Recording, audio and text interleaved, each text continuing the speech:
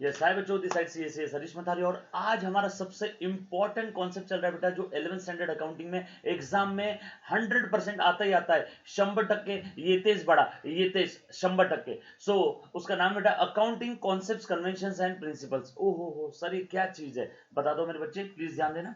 Accounting concepts, accounting conventions and principles. एक चीज बता दे तो बेटा, 11th स्टैंडर्ड में ये accounting concepts, accounting conventions and accounting principles तीनों को साइमल्टेनियसली यूज किया गया है। सर साइमल्टेनियसली यूज किया, इसका मतलब क्या है, प्लीज ध्यान देना बेटा। एक सेकंड माइक ले लेता हूं। ओहो, साइमल्टेनियसली यूज किया, इसका मतलब क्या है बेटा? एक बार फिर से बता देते बेटा, माइक अगर आपको आवाज नहीं आया होगा तो फिर से सुनना बेटा। 11th स्टैंडर्ड का मोस्ट इंपॉर्टंट सब टॉपिक है बेटा, accounting concepts, convention and principle. Exam मध्ये बाळा 100% येतेच। कोणतीही परीक्षा बघून घ्या तुम्ही, 11वी अकाउंटची, महाराष्ट्र बोर्डाची, त्या प्रत्येक परीक्षेत हा टॉपिक विचारलेला आहे बडा। सर किती मार्काला येते? 5 ते 6 मार्काला येते बडा। और इसी कॉन्सेप्ट्स के भरोसे आगे हम लोग अकाउंटिंग करने वाले।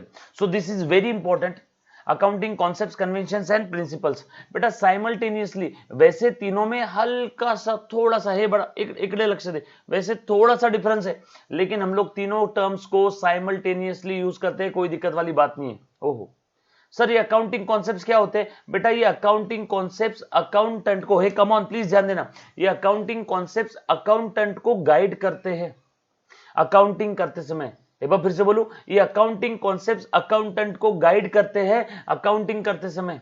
ये अकाउंटिंग कन्वेंशन, अकाउंटेंट को कहते हैं बेटा पहले से जो चला आ रहा है, चाली रीति, रूढ़ी, परंपरा, कस्टम्स एंड कन्वेंशंस, उसे आपने फॉलो करना है। जैसे आप फॉलो करते हो ना, पहले से चला आ रहा है, सुबह उठ के नहाना चाहिए, किसने बोला ऐसा रूल है सुबह उठ के नहाना चाहिए, बट चला आ रहा है, कस्टम है, कन्वेंशन है, पुराने लोग कह गए कुछ अच्छा ही होगा।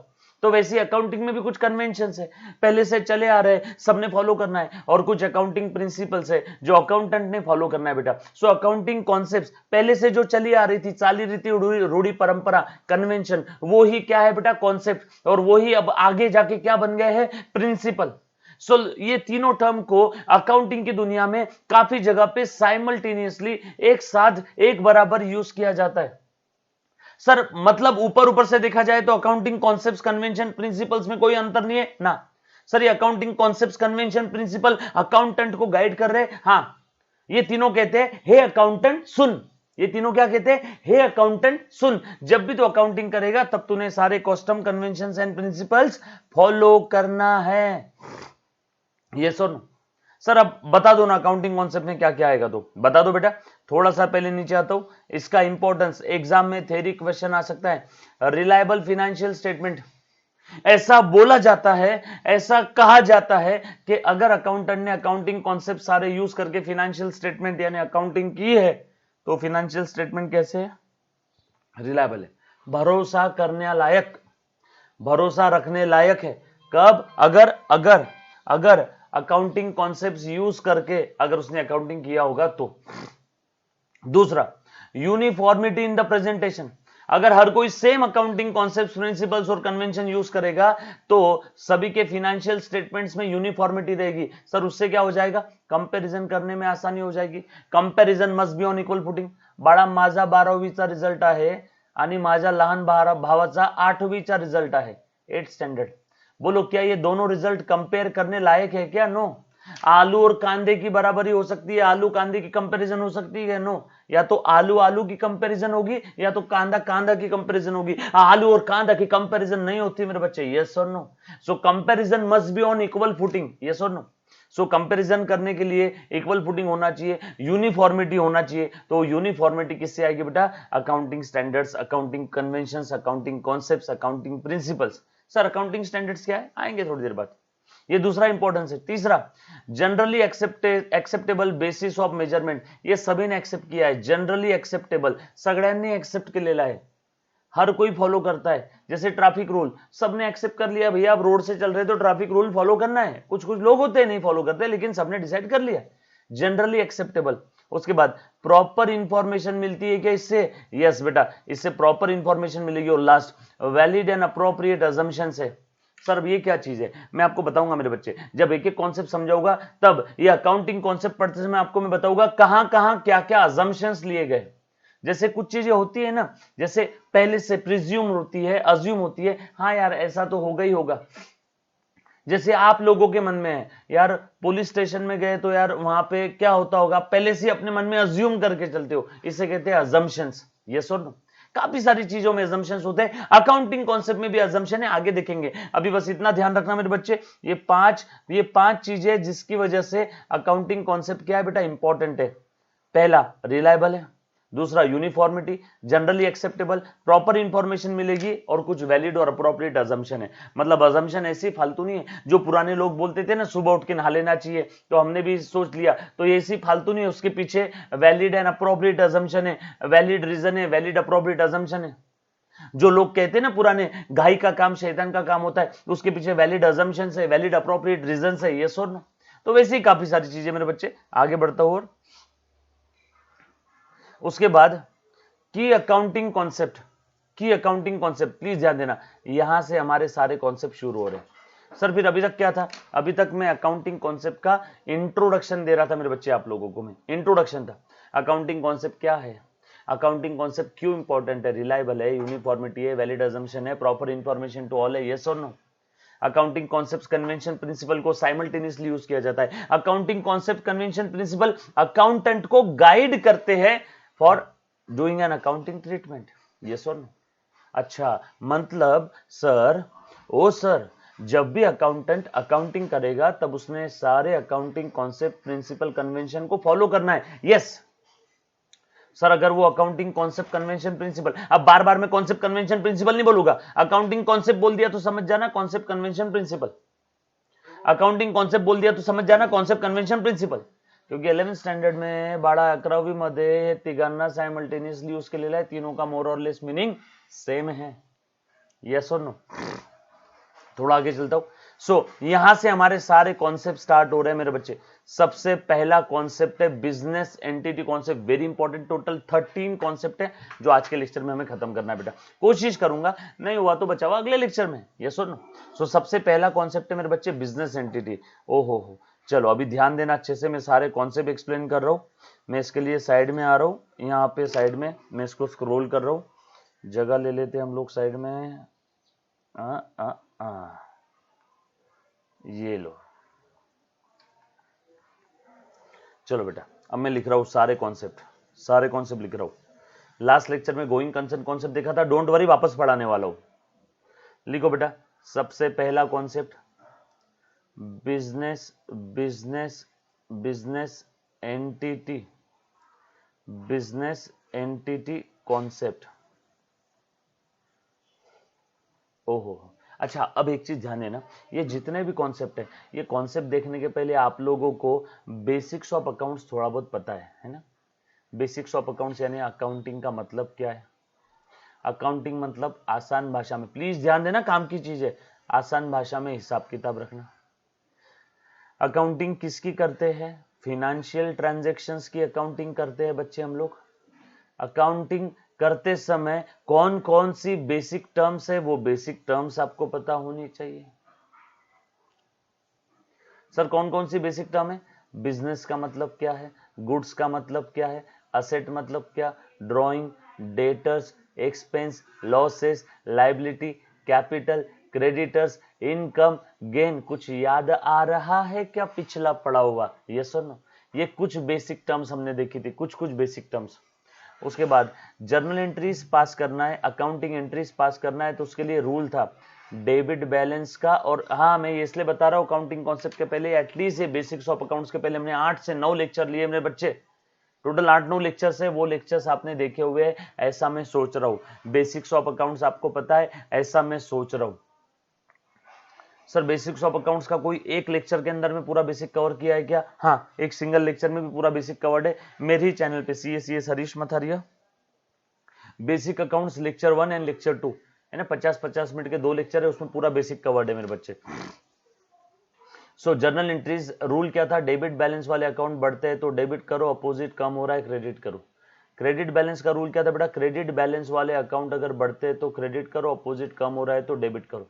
कौन कौन से अकाउंट्स का डेबिट बैलेंस था, asset, drawing, debtors, expense, losses, इन सबका डेबिट बैलेंस था। मतलब ये टाइप के अकाउंट बढ़ते हैं तो डेबिट करो, कम हुआ क्रेडिट करो। लाइबिलिटीज, कैपिटल, क्रेडिटर्स, इनकम और गेन, इनका क्रेडिट बैलेंस था, याद आ रहा है क्या? ये टाइप के अकाउंट बढ़ते हैं, क्रेडिट करो, कम हुआ डेबिट करो। यस और नो? सर ये बढ़ना कम होना किसके पॉइंट ऑफ व्यू से? बिजनेस के। सर ऐसा किसने बोला? ये कॉन्सेप्ट ने बोला कि जब भी आप अकाउंटिंग करते हो तब आपने from the point of view of business recording करना है, from the point of view of business आपने अकाउंटिंग करना है। यस और no? And not from the point of view of any other third person. मतलब ए अकाउंटेंट सुन, जब भी तू अकाउंटिंग करेगा तब तूने बिजनेस के पॉइंट ऑफ व्यू से अकाउंटिंग करना है, ना कि किसी थर्ड पार्टी के पॉइंट ऑफ व्यू से। ऐसा कौन बोल रहा है? Business entity concept.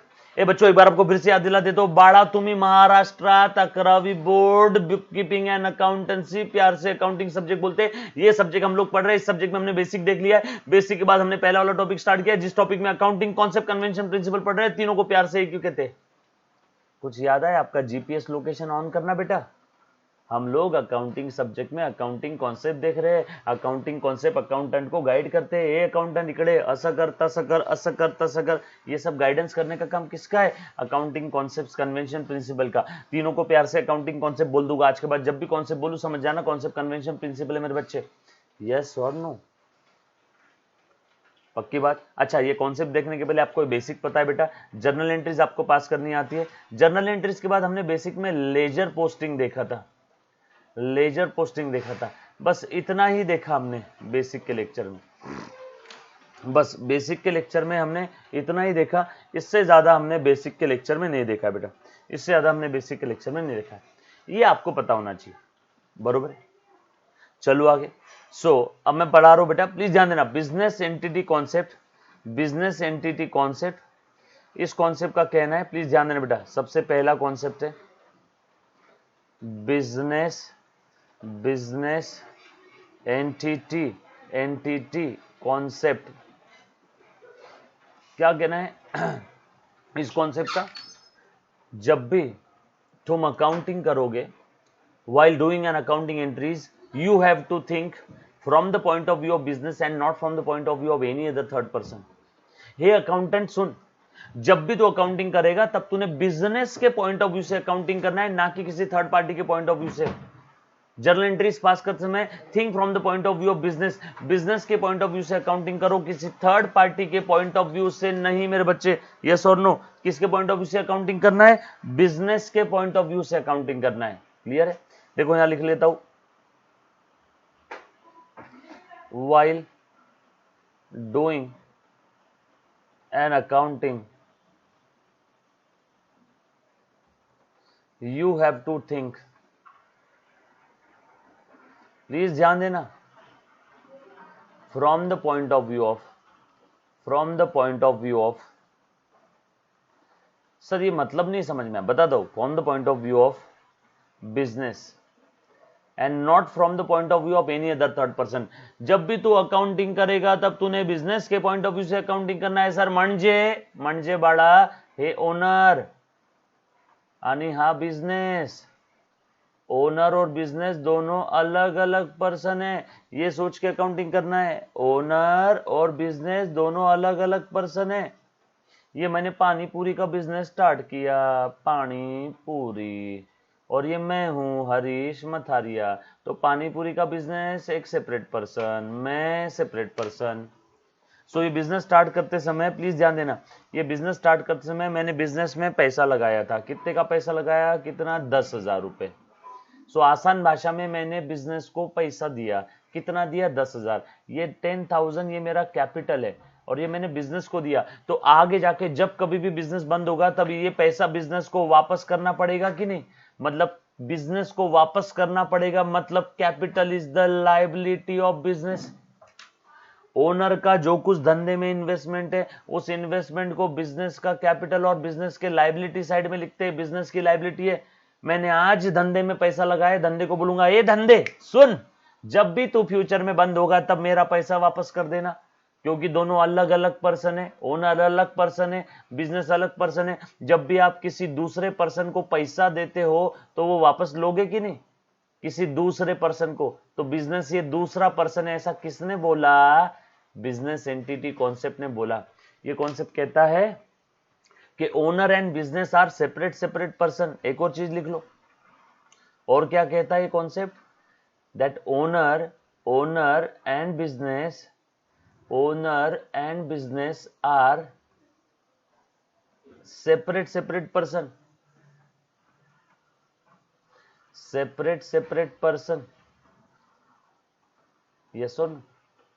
इसीलिए यही वो कॉन्सेप्ट है जिसकी वजह से ओनर का कैपिटल हम लोग लायबिलिटी बोल के दिखाते हैं बिजनेस में, क्योंकि ओनर अलग पर्सन है, बिजनेस अलग पर्सन है। ये अलग पर्सन ने इस अलग पर्सन को पैसा दिया, तो बिजनेस ने अलग पर्सन से पैसा लिया। आज नहीं तो कल लिया हुआ पैसा वापस चुकाना पड़ेगा, यस और नो। चुकाना पड़ेगा, पैसा वापस करना पड़ेगा, मतलब ये मेरी लायबिलिटी है, जिम्मेदारी है, ऑब्लिगेशन है, यस और नो। सो बिजनेस ने अगर ओनर से पैसा लिया तो बिजनेस ने ओनर से उधार लिया, एक टाइप से ऐसा बोला जाएगा।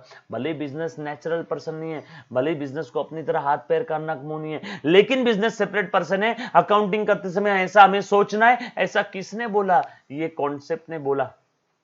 सर फिर भी समझने में दिक्कत आ रही, देखो बताता हूं, प्लीज ध्यान देना बेटा। ये आप हो, ये आपने कॉफी शॉप स्टार्ट किया, यहाँ पे मस्त भाई की टेबल रखा हुआ है। मैं आया आपकी शॉप पे, मैं आपका दोस्त हूँ, ये आप हो बेटा। मैं आया, मस्त भाई की कॉफी पिया, यहाँ पे मस्त भाई की कॉफी पिया, और कॉफी पी के मैं जा रहा था वापस। आपने बोला ओ सर थांबा इकडे या, पैसे कोण देणार कॉफीचे? मैंने बोला यार तुम तो मेरे दोस्त हो, अपन दोनों दोस्त है। तुमने बोला मैं दोस्त हूं, लेकिन ये धंधा दोस्त नहीं है, दोस्ती की जगह पे, धंधा धंधे की जगह पे। समझ में आया क्या? मतलब आपने अपने आप को और धंधे को दोनों को अलग अलग ट्रीट किया। दोस्तीच्या ठिकाणावर, धंद्याच्या ठिकाणावर, दोस्ती की जगह पे, धंधा धंधे की जगह पे। मतलब आपने बिजनेस एंटिटी कॉन्सेप्ट अप्लाई किया। भैया दोस्ती अलग, धंधा अलग, पैसा दो सर, पैसा तो देना पड़ेगा। भले मेरे से उधार लेके दे दो एक बार का, लेकिन पैसा तो देना पड़ेगा। तो फिर मैंने पैसे दे दिए। क्यों? क्योंकि आप मेरे दोस्त हो, ये बिजनेस मेरा दोस्त नहीं है। आप अलग है, बिजनेस अलग है। आप बोलते हो ना आपके दोस्तों को, भैया दोस्ती धंधा अलग अलग है, दोस्ती की जगह पे, धंधा धंधे की जगह पे। मतलब आपने बिजनेस एंटिटी कॉन्सेप्ट अप्लाई किया। आप समझ में आया क्या? डोंट वरी, इसके ऊपर कोई ऐसा प्रॅक्टिकल क्वेश्चन नहीं आता, बस ये थियरी है। म्हणजे बाळा अकाउंटिंग करताना तू असा विचार करायचं की बिझनेस सेपरेट पर्सन आहे आणि तुम्ही सेपरेट पर्सन आहात. While doing an accounting treatment, you have to think from the point of view of business, and you have to think that the owner and business are separate person, not the same person. Owner and business are separate person. Yes or no? ये था पहला concept मेरे बच्चे। दूसरा concept बता रहा हूं, please ध्यान देना। बिजनेस एंटिटी कॉन्सेप्ट हो गया। उसके बाद बेटा प्लीज लिखो going concern concept. Going concern concept का क्या कहना है बेटा? गोइंग कंसर्न कॉन्सेप्ट कहता है life of the business is infinite. मतलब जब भी आप अकाउंटिंग करोगे तब आपने ये सोचना है कि बिजनेस का लाइफ इनफाइनाइट है। आपका कोई इंटेंशन नहीं है बिजनेस को नियर फ्यूचर में बंद करने का। नीदर यू हैव इंटेंशन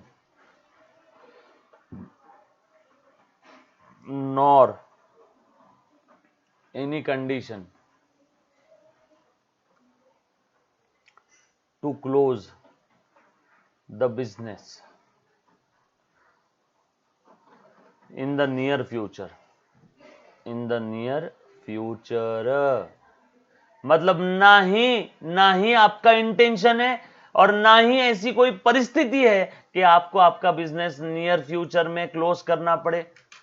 आपके बिजनेस का लाइफ इनफाइनाइट है ये सोच के आप अकाउंटिंग कर रहे हो। ना ही ऐसी कोई परिस्थिति है, ना ही ऐसा कोई आपका इंटेंशन है कि आप नियर फ्यूचर में आपका धंधा बंद करने वाले हो। दैट मीन्स आप ये सोच के अकाउंटिंग कर रहे हो कि आपका business going concern concept follow कर रहा है। गोइंग कंसर्न कॉन्सेप्ट कहता है ए बिजनेस सुन, तेरी लाइफ इनफाइनाइट है, तू लंबे समय तक चलेगा, नियर फ्यूचर में तेरे को बंद नहीं करेंगे। ना ही हमारा इंटेंशन है और ना ही हमारी परिस्थिति इतनी खराब है कि तुझे बंद करना पड़े। अगर आप ये सोच के अकाउंटिंग कर रहे हो that means you are following going concern concept. जर तुम्ही हे विचार करून अकाउंटिंग करता म्हणजे तुम्ही गोइंग कंसर्न कॉन्सेप्ट फॉलो करता बाळा.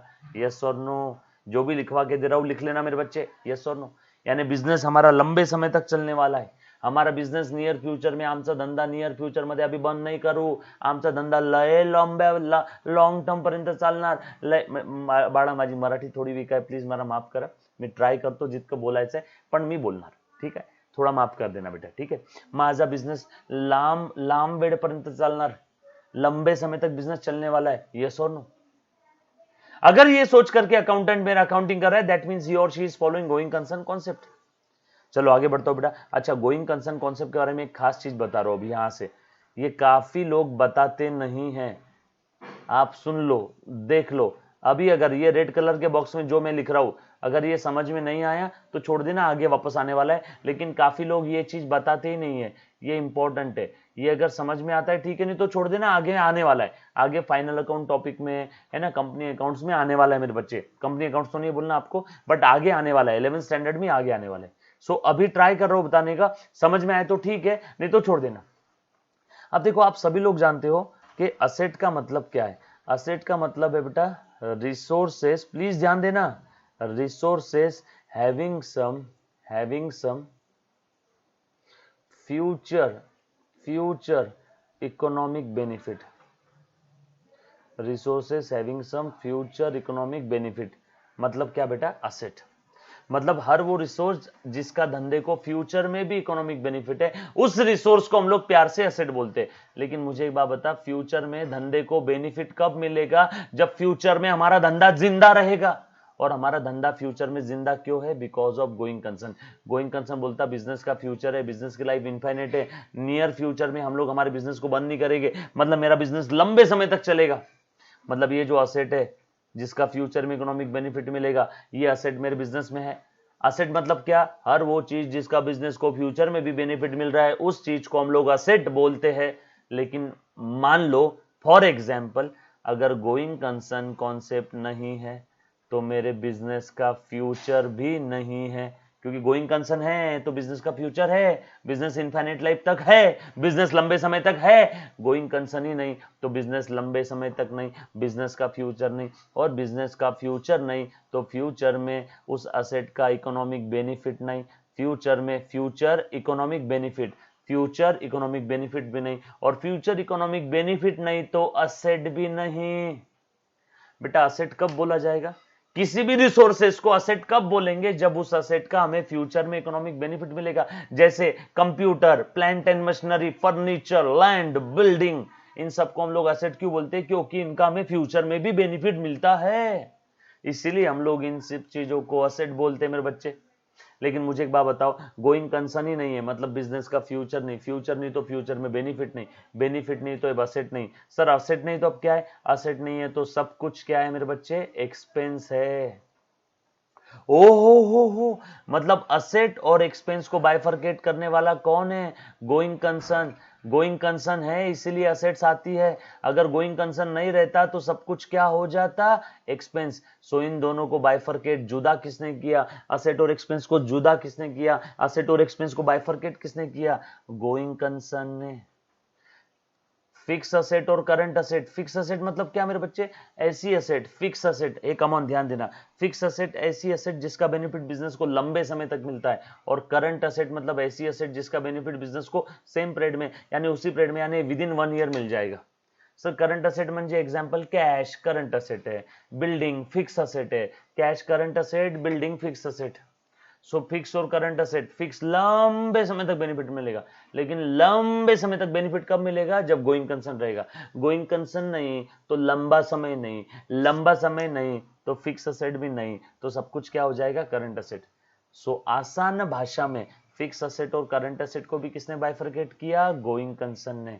कुछ समझ में आया क्या रेड कलर के पेन से जो लिखा? सो गोइंग कंसर्न कहता है बिजनेस का लाइफ इनफाइनाइट है, ये सोच करके आपने अकाउंटिंग करना है. और बिजनेस का फ्यूचर है, लाइफ इनफाइनाइट है, बिजनेस का फ्यूचर है मतलब असेट है. और फ्यूचर नहीं तो फ्यूचर इकोनॉमिक बेनिफिट नहीं, फ्यूचर इकोनॉमिक बेनिफिट नहीं तो असेट भी नहीं.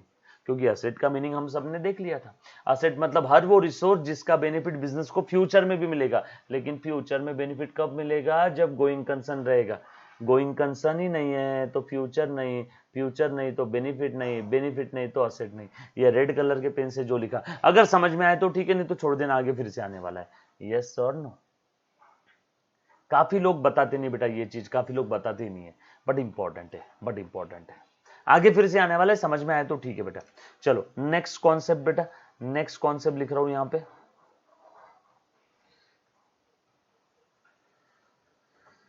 अगला कॉन्सेप्ट लिखो बेटा, मनी मेजरमेंट।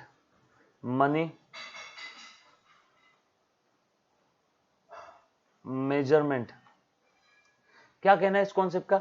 ए अकाउंटेंट सुन, जब भी तू अकाउंटिंग करेगा तब तूने वो ही ट्रांजैक्शन की अकाउंटिंग करना है जो तू मनी और मनीज वर्थ में मेजर कर सकता। पैसा किंवा पैशाच्या किमतीत जे तू मेजर करतो फक्त त्याचीच अकाउंटिंग करायची आहे, बाकी आणखी काहीच करायचं नाहीये। पैसा या पैसे की कीमत में जिसको मेजर कर सकते उसी का अकाउंटिंग करना है और किसी का नहीं। ऐसा मैं नहीं बोल रहा हूं, मतलब सर अकाउंटिंग तो बड़ा मनी मेजर्ड है, फक्त पैसा पैसा पैसा पैसा कर दो, हो बड़ा। जिस चीज को आप पैसे में मेजर नहीं कर सकते उसका अकाउंटिंग भी नहीं होगा। इसीलिए दो डायरेक्टर का झगड़ा हो गया, लफड़ा हो गया, प्यार हो गया, मोहब्बत होगी, पैदा हो गया, मर गया, इन सारी चीजों का अकाउंटिंग नहीं होता है। क्यों? क्योंकि हम लोग इसको मनी और मनीज वर्थ में मेजर नहीं कर सकते। प्यार, मोहब्बत, इश्क, इसकी अकाउंटिंग नहीं होती है। सो मनी मेजरमेंट क्या कहता है? You have to account for only those transactions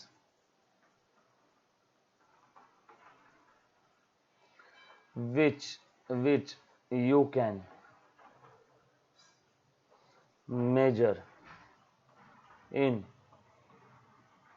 money or money's worth, which you can be measure in money और मनीज वर्थ। तुम्हाला फक्त त्याच गोष्टींची अकाउंटिंग करायची आहे जे तुम्ही पैसा किंवा पैशाच्या किमतीत मेजर करू शकता, बाकी कोणत्याच गोष्टीची अकाउंटिंग करायची नाहीये। You have to account for only those transaction which you can measure in money और मनीज वर्थ, बाकी और कोई ट्रांजेक्शन का आपने अकाउंटिंग नहीं करना है मेरे बच्चे। यस और नो? यस और नो? जैसे कि इसीलिए इन सारी चीजों की अकाउंटिंग नहीं होती। किसकी? लव, बर्थ, डेथ, है ना। झगड़ा हो गया दो डायरेक्टर का, पार्टनर का झगड़ा हो गया, इन सारी चीजों की अकाउंटिंग नहीं होती। भले ही इनका बिजनेस पे इंपैक्ट होता है लेकिन इनकी अकाउंटिंग नहीं होती। सर भी अकाउंटिंग किसकी होती है? त्याच व्यवहारांची, त्याच ट्रान्झॅक्शनची अकाउंटिंग होते जे तुम्ही पैसा किंवा पैशाच्या किमतीत मेजर करू शकता। यस और नो? बाकी और किसी का भी अकाउंटिंग नहीं होगा मेरे बच्चे। जो चीज को आप मनी और मनीज वर्थ में मेजर कर सकते हैं उसी का अकाउंटिंग होगा, बाकी और किसी का नहीं होगा बेटा। नेक्स्ट कॉन्सेप्ट है वेरी इंपॉर्टेंट, अच्छे से ध्यान देना। गोइंग कंसर्न हो गया, बिजनेस का लाइफ इनफाइनाइट है, बिजनेस एंटिटी कॉन्सेप्ट हो गया, owner and business are separate person, money measurement हो गया। अब अच्छे से ध्यान देना, अगला कॉन्सेप्ट है मेरे बच्चे पीरियोडिसिटी।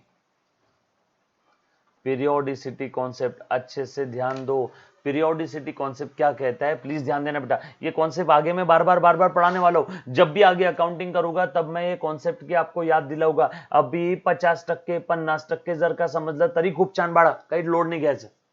50% भी समझ में आया तो भी बहुत ज्यादा है बेटा, प्लीज ध्यान देना। पीरियोडिसिटी कॉन्सेप्ट क्या कहता है, प्लीज ध्यान देना। पीरियोडिसिटी कॉन्सेप्ट लिंक है, इंटरलिंक्ड है गोइंग कंसर्न के साथ। गोइंग कंसर्न क्या कहता है? बिजनेस का लाइफ इनफाइनाइट है। गोइंग कंसर्न क्या कहता है? बिजनेस का लाइफ इनफाइनाइट है, लंबे समय तक चलेगा। अब मुझे एक बात बताओ, कोई भी काम का रिजल्ट कब आता है बेटा? काम खत्म होने के बाद। तो बिजनेस का रिजल्ट कब आएगा? बिजनेस खत्म होने के बाद। बिजनेस कब खत्म होगा? लंबे समय बाद। हजारों साल, लाखों साल तक बिजनेस चलता चला जाएगा, इनफाइनाइट लाइफ है, हमें क्या पता। धीरूभाई अंबानी रिलायंस कंपनी स्टार्ट किए थे, धीरूभाई अंबानी चले गए, कंपनी चली रही है। अभी मुकेश अंबानी, अनिल अंबानी संभाल रहे, ये भी चले जाएंगे, कंपनी चलेगी, वो भी चले जाएंगे, कंपनी चलेगी। ये सो नो? सो मेरे बच्चे, कहने का मतलब ये है बिजनेस का लाइफ इनफाइनाइट है। तो क्या हम लोग बिजनेस का रिजल्ट जानने के लिए क्या हजारों साल तक वेट करें क्या?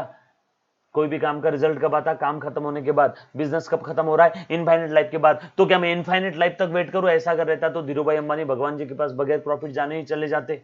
समझ में आया क्या? यस और नो? तो इस झंझट से बचने के लिए हमने क्या किया, बिजनेस के उस इनफाइनाइट लाइफ को 12 मंथ के इंटरवल में तोड़ दिया, 12 मंथ के इंटरवल में तोड़ दिया।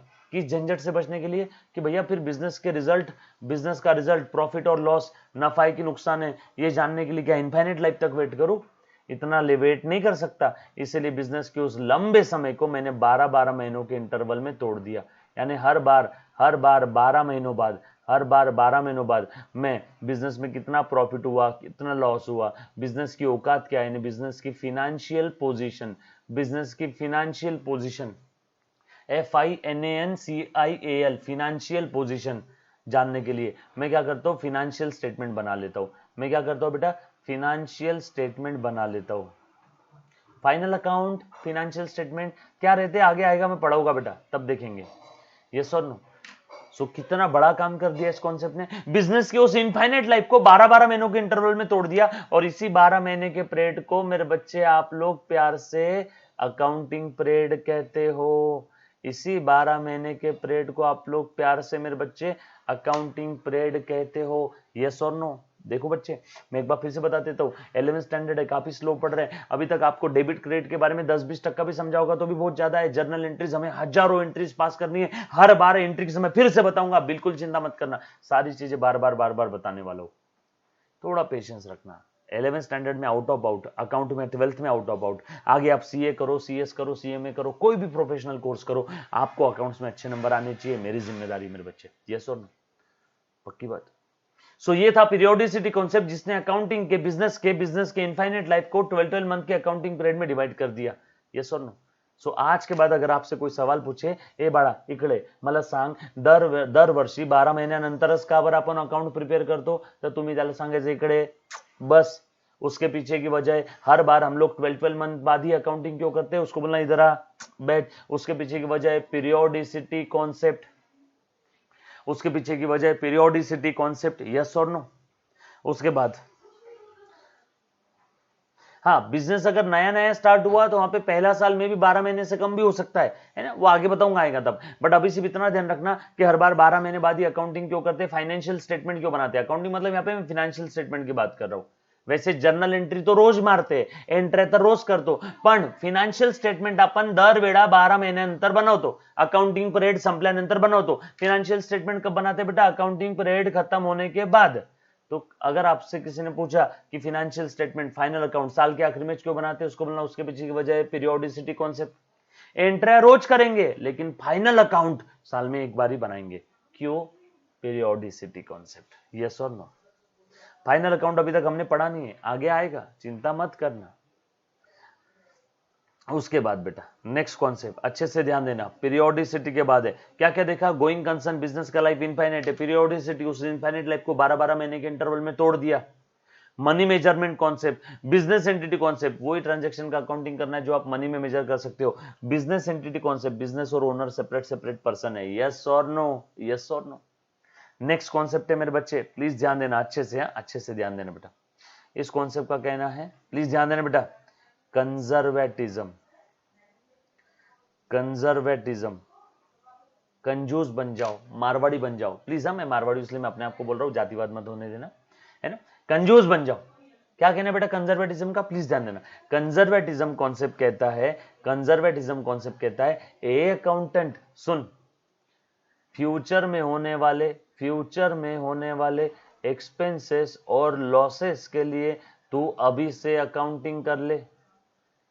फ्यूचर के एक्सपेंस और लॉसेस के लिए, अगर आपको आज लग रहा है कि फ्यूचर में एक 6 महीने बाद, 1 साल बाद आपका भयंकर बड़ा खर्चा होने वाला है या शायद फ्यूचर में लॉस हो सकता है, तो अभी से उसके लिए चिंता करो, प्रोविजन क्रिएट करो, चिंता करो, प्रोविजन क्रिएट करो, अकाउंटिंग कर लो उसके लिए अभी से। यस और नो? सर कैसे करेंगे अकाउंटिंग, मैं बताता हूं। मुझसे शादी करोगी मूवी, सलमान खान, अक्षय कुमार, प्रियंका चोपड़ा, याद है क्या, देखा होगा तो ठीक है। मुझसे शादी करोगे मूवी, सलमान खान, अक्षय कुमार, प्रियंका चोपड़ा, ये तीनों। इसमें सलमान खान ये पिगी बैंक बनाता है, गुल्लक गुल्लक है ना, पिगी बैंक गुल्लक, माँ की आंखों के लिए, बहन की शादी के लिए, और रानी के लिए, यस और नो, बहन की शादी, माँ की आंख बहन की शादी और रानी के लिए। सलमान खान को पता है फ्यूचर में माँ की आंखों का ऑपरेशन है, तो अभी से चिंता कर रहा है, अभी से सेविंग कर रहा है, अभी से प्रोविजन कर रहा है, अभी से बचत कर रहा है। सो सलमान खान ने वहां पे कंजर्वेटिज्म कॉन्सेप्ट फॉलो किया मेरे बच्चे। फ्यूचर में होने वाले एक्सपेंसेस के लिए अभी से अकाउंटिंग करो, अभी से प्रोविजन करो, अभी से चिंता करो, अभी से बचत करो, अभी से सेविंग करो। फ्यूचर में होने वाले एक्सपेंस और लॉसेस के लिए अभी से आपने चिंता करना है मेरे बच्चे, यस और नो। लेकिन फ्यूचर में होने वाली इनकम और गेन को आपने आज एंटिसिपेट नहीं करना है, आज अकाउंट फॉर नहीं करना है। फ्यूचर में अगर कोई फायदा होने वाला है तो आप आज पार्टी देते हो क्या? फ्यूचर इनकम गेन को लेके आज खुश नहीं होना है। लेकिन फ्यूचर में अगर कोई खर्चा या नुकसान होने वाला है तो उसके लिए अभी से चिंता करो। ये कहता है कंजर्वेटिज्म। सो कंजर्वेटिज्म क्या आता है, क्या कहता है बेटा कंजर्वेटिज्म? फ्यूचर में होने वाले एक्सपेंस और लॉसेस के लिए आज से प्रोविजन करो, लेकिन फ्यूचर में होने वाली इनकम और गेन के लिए अभी से प्रोविजन क्रिएट करने की जरूरत नहीं है। फ्यूचर में अगर खर्चा हो रहा है तो अभी से बचत करना है, लेकिन फ्यूचर में आपका इनकम होने वाला है तो अभी से उसके लिए पार्टी करने की जरूरत नहीं है। आप फ्यूचर में 11th स्टैंडर्ड 12th स्टैंडर्ड पास होने वाले हो, चलो मुझे आज पार्टी दो, दोगे क्या? आप क्या बोलेंगे? नहीं सर, पास होंगे तब देंगे। सो फ्यूचर में होने वाली खुशी को लेके आप आज सेलिब्रेट नहीं करते हो, लेकिन फ्यूचर में अगर आपकी एग्जाम है तो आप आज से ही पढ़ाई करते हो कि नहीं? फ्यूचर में आपका कोई एक्सपेंस है, एक पिता अपने बेटी की शादी के लिए, उसकी बेटी की शादी 5 साल बाद होने वाली है, एक पिता अभी से प्रोविजन करता है, अभी से बचत करता है, अभी से सेविंग करता है। फ्यूचर में बेटी की शादी में एक्सपेंस होने वाला है, तो फ्यूचर के होने वाले एक्सपेंसेस के लिए वो अभी से प्रोविजन करता है, अकाउंटिंग करता है, चिंता करता है। सर कैसे करता है आगे देखेंगे, बस अभी इतना थ्योरी ध्यान में रख लेना, यस और नो। समझ में आया क्या? ये था मेरे बच्चे कंजर्वेटिज्म कॉन्सेप्ट, यस और नो। आज तक के लिए इतने कॉन्सेप्ट काफी है बेटा। ये सारा आज तक जो पढ़ा है प्लीज एक बार रिवाइज कर लेना, उसके बाद हम लोग नेक्स्ट लेक्चर में यहां से आगे की जर्नी कंटिन्यू करेंगे। तब तक के लिए thank you very much, bye bye, take care, stay home, stay safe मेरे बच्चे, बाय, लव यू ऑल।